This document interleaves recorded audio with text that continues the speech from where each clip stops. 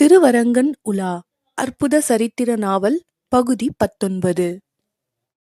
வடகாவேரி கரைக்கு திரும்பி போகும்படி உத்தரவு இடப்பட்ட குரலன் மீண்டும் ஆற்றை அடைந்தான். அப்போது விடிவதற்கு அரை நாழிகைக்கு மேல் இருக்கும். இருள் இன்னும் நீங்கவில்லை. ஆவலுடன் ஆற்றுப்பகுதியை பார்த்தபோது டில்லி படைகள் ஏற்கனவே நீருள் இறங்கி ஒரு சலசலப்பை ஏற்படுத்தி இருப்பதை அவன் உணர நேர்ந்தது. அவை எவ்வளவு தூரம் வந்துவிட்டன என்பதை இருட்டில் அவனால் ஊகிக்க முடியவில்லை. ஆற்றில் உள்ள கொண்டை கோல்களை எல்லாம் பஞ்சு கொண்டானின் உத்தரவின் பேரில் மாலையிலேயே வீரர்கள் நீக்கிவிட்டார்கள். எனவே எதிரி படைகள் ஆழமில்லாத இடங்களை கண்டுபிடித்து கரையேறுவதற்கு வெகு நாழிகை ஆகும் என்று அவன் தீர்மானித்தான். கால்களை துவைத்து கொண்டு வெகு நேரம் நின்றபோது வைகரையின் முதல் ஒளி வானத்தை வீறிக்கொண்டு மேலே படரத் தொடங்கியது. அது பரப்பிய மினுமினுப்பில் உற்று நோக்கிய போது ஆற்றின் திருவரங்கக்கரை மீது முதல் அணி வீரர்கள் தங்கள் குதிரைகளுடன் தண்ணீர் சொட்ட சொட்ட ஏறி நிற்பது தெரிந்தது. அடுத்த கணமே குரலன் நகரத்தை நோக்கி பறக்கலானான். ஆற்றின் கரையில் முதலாக டில்லி படையின் நூற்றுக்கணக்கான குதிரை வீரர்கள் ஏறினார்கள். ஆற்றின் ஆழமில்லாத பகுதிகள் அதற்குள் கண்டுபிடிக்கப்பட்டு விட்டதால் அந்த வழியாக மற்ற அணியினரும் வளைந்து சென்று கரையேறலானார்கள். படைகளின் நீளம் அளவிறந்ததாய் நீண்டு எதிர்க்கரை வரை சென்று அதற்கு அப்பாலும் எங்கேயோ முடிவில்லாமல் போய்கொண்டிருந்தது. கரையேறிய படைகள் சீராக செல்லத் தொடங்கியவுடன் துதும் துதும் என்று காது பிளக்க நகராக்களை அடித்து கொண்டு பறையடிப்போர் முன்னால் நடைபோட ஆரம்பித்தார்கள். அவர்களை அடுத்தாற்போல் ஒய்சல போர் வீரர்கள் 100 பேர் குதிரை மீது வாட்டமான முகங்களுடன் சென்று கொண்டிருந்தார்கள். டில்லி படைகளுக்கு வழிகாட்டுவதற்காக அவர்கள் அவ்விதம் முன்னால் சென்று கொண்டிருந்தார்கள். டில்லி சுல்தானுக்கு கப்பம் கட்டும் நாடாக ஒய்சலம் இருந்ததால் இப்படி வழிகாட்டும் நிர்பந்தம் அவர்களுக்கு ஏற்பட்டிருந்தது. அவர்களை அடுத்தாற்போல் உயரமான கோலை தூக்கி கொண்டு ஒருவன் வெகு கம்பீரமாக நடந்து சென்றான். அவனது கோலின் நுனியில் காட்டெருமை வாலின் குஞ்சம் ஒன்று செருகப்பட்டிருந்தது. அதை அடுத்து நூற்றுக்கணக்கானவர்கள் கைகளில் மண்வெட்டிகளோடு நடந்து வந்தார்கள். போகும் வழியில் உள்ள பள்ளங்களை தூர்த்தும் இடங்களை விரிவுபடுத்தியும் வழியை செப்பனிட்டவாறு அவர்கள் முன்னேறினார்கள்.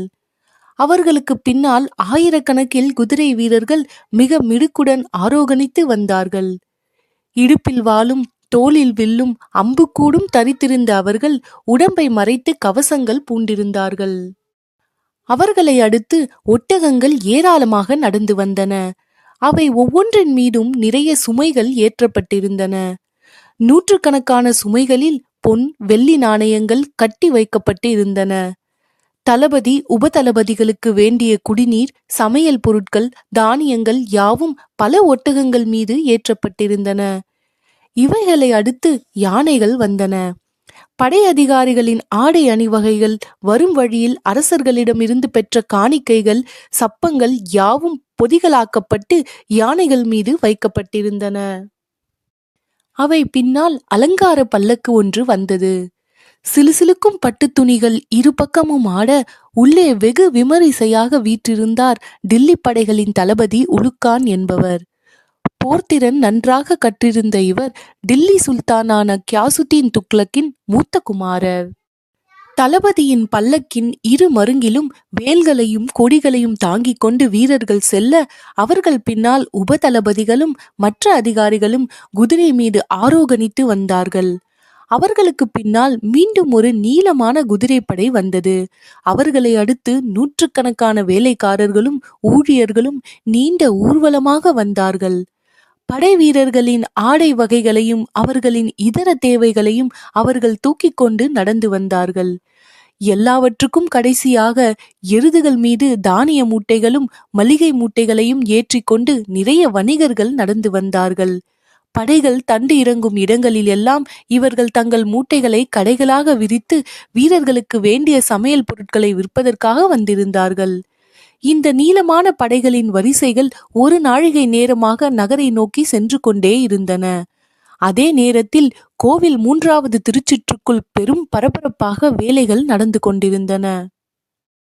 அந்த சுற்றின் மேல் பல பகுதிகளிலிருந்து புகை எழுந்து மேலே மேக கூட்டங்கள் போல நெருக்கி அடித்து வியாபித்து இருந்தன. பெரும் காலவாய் அடுப்புகளில் நெய்யும் எண்ணெய் வகைகளும் தளதளவென்று கொதித்து கொண்டிருந்தன. ஒரு இடத்தில் இரும்பு துண்டுகளை அடித்து கூர்மையாக்குவதில் தொழிலாளிகள் முனைந்திருந்தார்கள். மற்றொரு இடத்தில் நீட்டு நீட்டான மரக்குச்சிகளும் கொம்புகளும் தயாரிக்கப்பட்டு வந்தன. சுற்றுக்குள் ஏதாவது ஒரு பணியாக வீரர்களும் இதரர்களும் ஓடிக்கொண்டே இருந்தார்கள். வடக்கு வாயிலின் கோபுரத்தின் முதல் நிலையில் நின்று கொண்டு திட்டி வாயில் வழியே வடதிசையை ஒரே தீவிரமாக பார்த்து கொண்டிருந்தார் பஞ்சு கொண்டான். மார்பில் கவசம் தரித்து, கைகளில் உரை தரித்து, தலைமீது சுற்றுக்களாலான பாகையை தரித்திருந்தார் அவர். அவரது ஒரு கை உடைவாளை பற்றியிருந்த வகையையும் வடக்கு நோக்கி அவர் வீர பார்வை பார்த்திருந்த நேர்த்தியையும் கண்டு பிரமித்தவாறு அவர் அருகில் குலசேகரன் நின்று கொண்டிருந்தான். கரை ஏறிய டில்லி படைகள் இதற்குள் வந்திருக்க வேண்டுமே என்று பஞ்சு கொண்டான் யோசித்து நின்ற போது திடீரென்று வெளிமதில்கள் உள்ள கோபுர பகுதிகளிலிருந்து கூட்டம் கூட்டமாக புறாக்கள் மேலே பறப்பதை அவர் பார்க்க நேர்ந்தது. குலசேகரா, படை வருகிறது என்றார் அவர். அப்படி சொல்லும் போதே நகராவின் துதும் துதும் சத்தங்கள் மெதுவாக அவர்கள் காதுகளில் விழ ஆரம்பித்தன. உடனே அருகில் உள்ள வீரனை அவர் ஏவிவிட அவனும் தன் முரசை அளவோடு தட்டத் தொடங்கினான். அதே சத்தங்கள் அந்த 3ஆம் சுற்றின் பல பகுதிகளில் உள்ள முரசுகளிலிருந்து உடனே பிரதிபலிக்கப்பட்டன. சுற்றுக்குள் இருந்த எல்லோரும் அப்போது ஒரு திக்பிரமையுடன் எழுந்து மதிலின் மேற்புறங்களை பார்க்க ஆரம்பித்தார்கள். அந்த சமயத்தில் சுவாமி சுவாமி என்று எங்கிருந்தோ ஒரு அவசரமான குரல் வருவதை கேட்ட குலசேகரன் திடுக்கிட்டு சுற்றி வர பார்த்தான். எதுவும் அவன் கண்ணில் படவில்லை.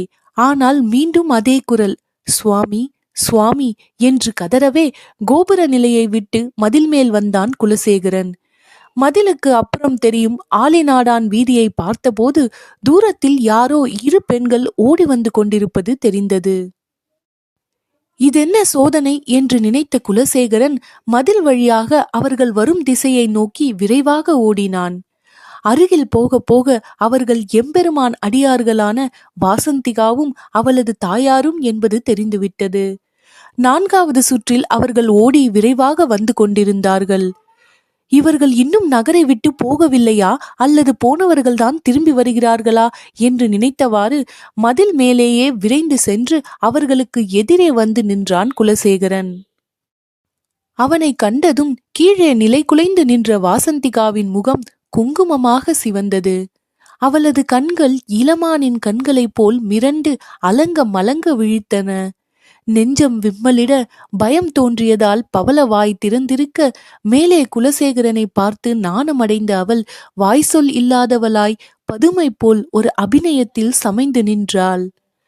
பக்கலில் வந்து நின்ற தாய் மதில் மேலே நோக்கி குலசேகரனை பார்த்து, தம்பி, மோசம் போனோம் தம்பி, பொருள்களை ஒழித்து வைப்பதற்குள் இரவு ஓடிவிட்டதே, ஊரார் எல்லோரும் போய்விட்டார்களே, இனி என்ன செய்வோம் என்று கூற குலசேகரன் ஆத்திரமடைந்து அவளை நோக்கி, அம்மணி, நேற்று மாலையே வந்து நான் செய்த எச்சரிக்கை என்ன ஆயிற்று?